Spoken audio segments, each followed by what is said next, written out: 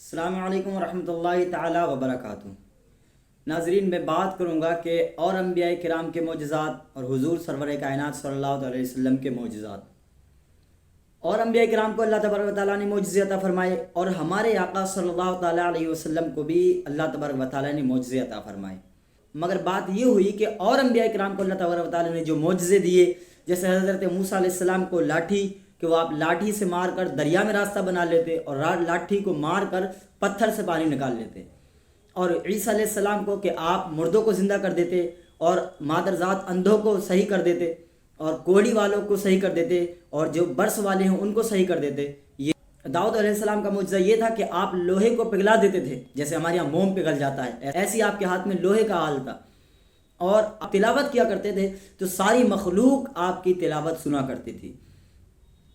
اس طریقے کے معجزات اللہ تبارک و تعالیٰ نے انبیاء کرام کو دیے، مگر بات یہ ہوئی کہ ان انبیاء کرام کے معجزے جو ہیں وہ ایک قصہ بن کے رہ گئے موسیٰ علیہ السلام کا معجزہ آج نہیں دیکھنے کو ملے گا، حضرت عیسیٰ علیہ السلام کا معجزہ آج دیکھنے کو نہیں ملے گا، اور داؤد علیہ السلام کا معجزہ آج نہیں ملے گا دیکھنے کے لیے۔ مگر میرے آقا صلی اللہ علیہ وسلم کے جو معجزات ہیں، پہلی بات تو وہ بہت زیادہ ہیں، جتنے تمام نبیوں کو ملے اتنے تنہا حضور کو ملے ہیں۔ کسی شاعر نے کہا ہے، حسن یوسف دم عیسیٰ ید بیضا داری، خوبہ ہمہ دارند تو تنہا داری، یعنی جتنی خوبیاں جتنے کمالات سارے نبیوں کو ملے، حضور کو تنہا ملے۔ تو حضور کے کمالات میں سے یہ بھی ہے کہ حضور صلی اللہ علیہ وسلم کی محبت جو ہے تقریباً ہر انسان کے دل میں، مسلمان تو بہت دور، ہندو اور سکھوں کو بھی حضور کی محبت میں روتا ہوا دیکھا گیا۔ اور حضور کا سب سے بڑا معجزہ وہ یہ ہے کہ حضور صلی اللہ علیہ وسلم کو جو اللہ تبارک و تعالیٰ نے قرآن مجید عطا فرمایا، اس کی 6666 آیتوں میں سے ہر آیت حضور کا معجزہ ہے، اور ایسا معجزہ ہے کہ آج بھی زندہ ہے اور تا قیامت زندہ رہے گا۔ اور حضور کا یہ وہ معجزہ ہے کہ انسان کتنا بھی پڑھ لے کبھی دل نہیں اکتاتا، اور اس کے فائدے تو نہ کوئی قلم کار لکھ سکتا ہے اور نہ کوئی دانش مند بیان کر سکتا ہے، غرض کہ اس کے فوائد کا کوئی احاطہ نہیں کر سکتا۔ اسی کے تعلق سے ایک بات بتاتا چلوں کہ سخی دو طرح کے ہوتے ہیں۔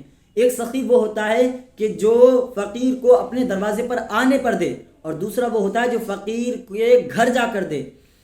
دریا اور کنواں اور سمندر تینوں کیا ہے؟ سخی ہیں۔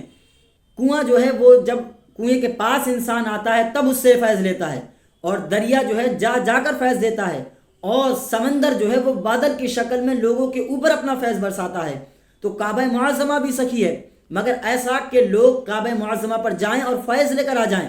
اور قرآن پاک بھی سخی ہے، مگر ایسا سخی ہے کہ مشرق سے لے کے مغرب تک کائنات کا کوئی ذرہ ایسا باقی نہیں بچا جہاں قرآن نے اپنا فیض نہیں پہنچایا۔